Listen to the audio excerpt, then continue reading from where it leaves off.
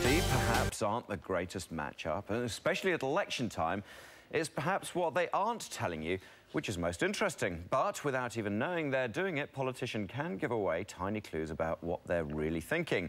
So I sat down with body language expert Suzanne Masefield to analyse the two men who want to be US president. Let's start talking about this. This is the meeting at the beginning of the second debate. So Obama knows that he's lost the first. He knows he has to pick things up, and this is their meeting. What can you tell us about this handshake sequence? OK, well, if we look at what Romney's doing, he's actually standing rooted to the spot, and his hand is coming in a dominant posture.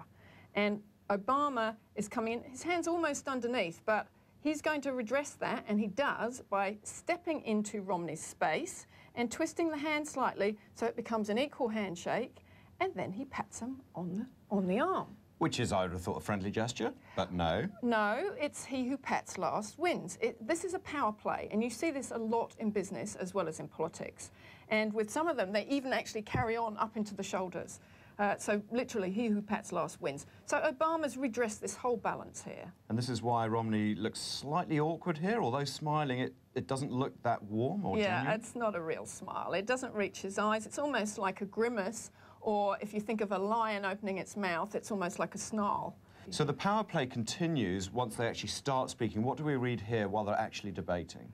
OK, well, what's happening here is they've both got dominant handshakes, and they're actually circling each other. So it's sort of a bit like the OK Corral. If they had a gun in their hands, that's literally what it would look like. They're circling each other. It's a power game. It follows on from the handshake, really. And very dominant posture. Both of them want to get their point across with the dominant handshake. And they'll keep that hand out even when they're not talking to show that they want to be? Possibly, possibly. Like here you could see Obama, he's waiting? He's waiting, and he's got a very tight jaw. If you actually look, it's quite clenched, and he's holding his microphone quite close to his chest because he likes to relate very much from the heart. He really likes to come across as if people can relate to him. Which is why you see him quite a lot. Here's a good example here of he's holding this microphone in these shots, two hands close to the chest. Two hands close to the chest is really about, I want to come across as if I'm really sincere and I'm talking from my heart. And he does that a lot. His hand gestures tend to come back to centre most of the time. What about the facial expressions here? We've talked about the hands, and you mentioned that clenched jaw, which we can see here again. He's almost biting his lip there. Yeah, this is pressed lips. So he's pressing his lips. It's a way of controlling an emotion. The emotion I would think that he's controlling here is probably anger or frustration. Usually pressed lips is controlled anger or sadness. And in the context of this, I doubt it's sadness, unless he thinks he's done something wrong that he shouldn't have done. I noticed, though, Mitt Romney, though, always has a slight smile or even a smirk on his face, whether he's speaking or whether his mouth is closed. Is he masking his true expression as a result? Yes, he's a man that keeps his emotions very close to his chest. If you look at his eyes, he's got very deep-set eyes, so, you know, he's showing what he thinks people want to see. So this smile is almost permanently on his face, but again, it's not really a real, well, it's definitely not a real smile, rarely reaches the eyes, and often it's about a smirk, sometimes a contempt look. Wow. Do you sometimes get the sense that the hand gestures and the facial gestures don't match, they don't complement each other?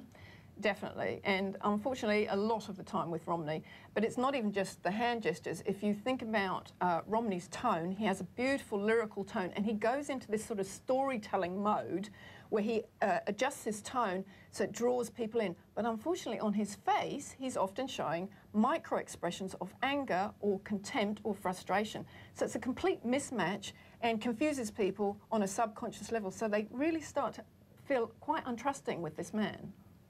Wow, and that could have massive implications subconsciously when it comes to the vote, I guess. Totally. Let's talk about the role of the wives, because looking at these two pictures of Barack, eyes closed, embracing Michelle very closely, versus Mitt larking about with Anne.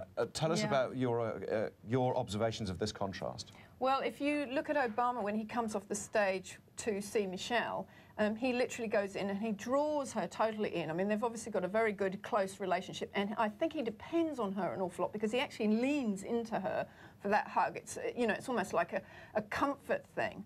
Whereas with Mitt Romney and his wife, there's quite a bit of distance between them.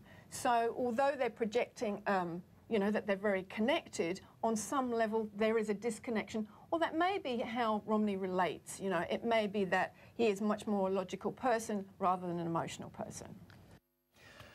Fascinating. Suzanne Masefield joins me now here. So effectively, what you're saying is you can't trust Mitt Romney at all. He's not speaking from the heart, and therefore the vote should go to Obama. Because listening to you, it's very cut and dried, isn't it? What's your sort of, I suppose, your overall assessment? Well, the overall assessment, I generally try and rate people from a warmth and likability, and then from a confidence and power perspective.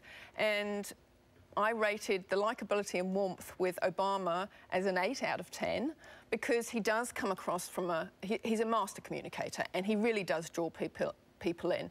Romney, I rated a 6, so he does have a lot of charisma and he does have a lot of leadership presence, but his gestures are very erratic, and also he has this mismatch going on quite continually where there's a superiority, aggression, power thing going on.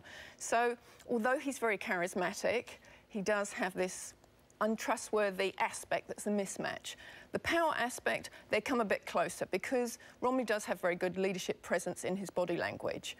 I rated Obama an 8 and Mitt Romney a 7. So they're very close, and I think it is going to be close, and it really depends on what the American people want, whether they want a master communicator that's a collaborator or whether they want someone that's a powerful dominator, because that's really what we're looking at to a large degree. Or whether they actually just look at the policies.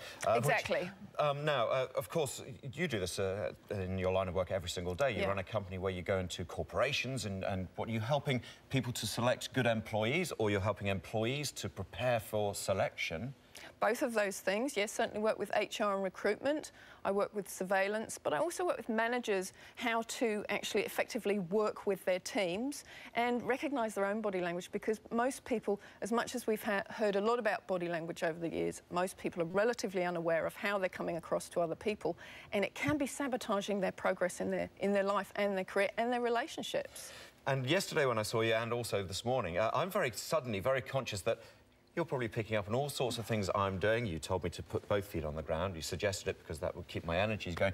Yep. Is it really hard for you to communicate with friends and with family and with people when you first meet them, because you're just watching them thinking, oh, and they're not really interested in what I'm saying, or they're a little bit over-friendly? I mean, is it quite strange for you? It can be, but generally I switch it off, because when you're actually reading people, you're using all of your senses, so it can be quite exhausting. So, you know, I really focus in. So I use it very strategically, and, you know, to me, it's breaking some sort of code if I start reading people without their permission. So generally I don't do that. You can mind read. That's the most frightening thing. Suzanne Masefield, thank you so much for giving us your time and your interpretation of the big presidential race. Your website, thinksuccess.co.nz, if people want to know more about your work. Absolutely fascinating. Really appreciate your time. Thank you.